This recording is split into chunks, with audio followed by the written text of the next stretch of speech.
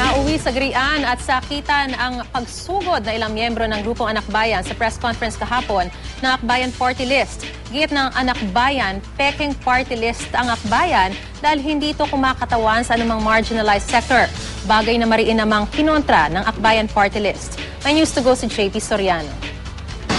The Comelec should disqualify pro-admin party list. That was in 2007. He said that the Comelec should disqualify pro-admin party list. They are too well represented inside the Aquino government. How can they say they are still underrepresented? Ito ang nasaksihan ng mga dumalo sa press conference ng Akbayan Party List. Sumugod sa gitna ng presko ng ilang miyembro ng Grupong Anak Bayan bilang pagtutol sa paglahok ng Akbayan sa party list election sa 2013. Nagpapaliwanag noon ang Akbayan sa kung gaano raw karaming marginalized sector ang kanila umanong natulungan. Noong una ay palakpak lang ang sagot ng Akbayan sa sigaw ng Anak Bayan.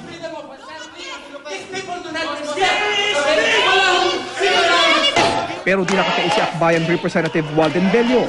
They were killed because they were tagged by you. You are not overrepresented. Fake party list. Fake party list. Fake party list. Fake party list. Disqualify Akbayan.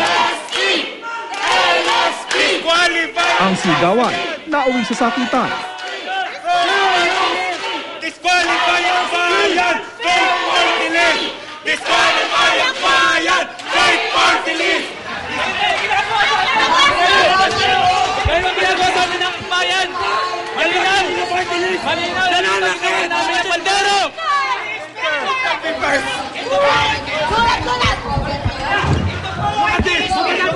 Suntukin mo si Walden? Ayaw na. Basta kayo.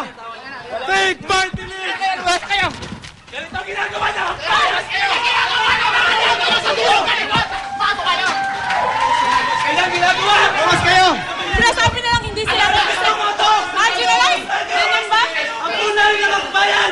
Nanindigan na Akbayan na nahihiti mo silang party list group na may track record daw ng pagtulong sa mga marginalized at underrepresented sector.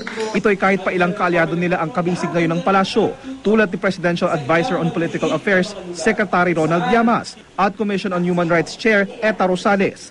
Bukod kay dating Akbayan Party List Representative Risa Ontiveros Baraquiel, natatakbo sa pagkasenador sa ilalim ng Liberal Party. Tumatay yung second nominee ngayon ng Akbayan Party List, si Undersecretary for Political Affairs si Ibarra Gutierrez. Third nominee naman nila si Angelina Cato, na miyembro ng Presidential Commission for the Urban Poor. Pero ayon kay Bello, nagbitiw na raw mula sa kanilang mga posisyon sa gobyerno sina Gutierrez at Cato. This shows na mainit talaga ang dugo nila sa Akbayan. They really feel that we are making success. We're being successful in representing yung interests of the marginalized, and they're getting desperate. Kaya you can see how desperate they were. But unfortunately nga, it's not a civilized way of debate. May formal ng petisyon ng Anak Bayan at kilusang Mayo 1 para ipadisqualify ang Akbayan sa eleksyon. Bagay na dedesisyonan pa lang daw ng Comelec. We don't really want to rush up yung mga issues na meron debate. Antayin na lang nila, malapit na rin naman We promise. Ano dapat nilang pagawayan? Sa kabuuan, may 64 na party list group na tinanggal na ang Comelec, pero patuloy pa rin ang pagsasala ng Comelec. Pero sino nga ba ang lehitimong party list group? Ang Republic Act 7941 o Party List System Act, nilikha upang matiyak na may proportional representation sa Kongreso ang mga marginalized o underrepresented sector. Yan ay para may mga grupong tataguyod sa kanilang karapatan. Kabilang sa mga sektor na dapat ay katawanin ng party list ang mga manggagawa, pesante, mangingisda, mga urban poor, indigenous cultural communities, mga nakatatanda, may mga kapansanan, kababaihan, kabataan, veterans OFWs at professional. It gives an opportunity dun sa mga walang boses, hindi magkaroon ng boses sa Kongreso. Ang problema lang siguro ang interpretasyon, ano ang marginalized or underrepresented sectors. Diyan tayo nagkakaproblema. Yan ang inaabuso. Kakaroon ng mga misunderstanding kasi nga hindi na-define kung ano ibig sabihin. Pero yung marginalized, hindi klaro. Gayunpaman, wala raw batas na nagbabawal para sa isang presidential appointee na tumakbo bilang isang party list representative. Basta siya ay miyembro pa rin ng sektor na tatakbo bilang party list.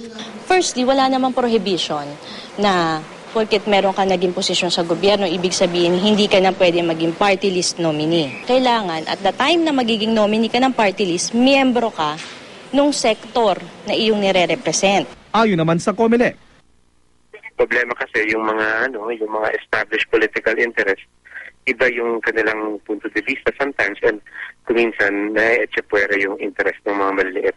So talagang marginalized and underrepresented ang gusto nating paboran sa party list. JP Soriano, GMA News.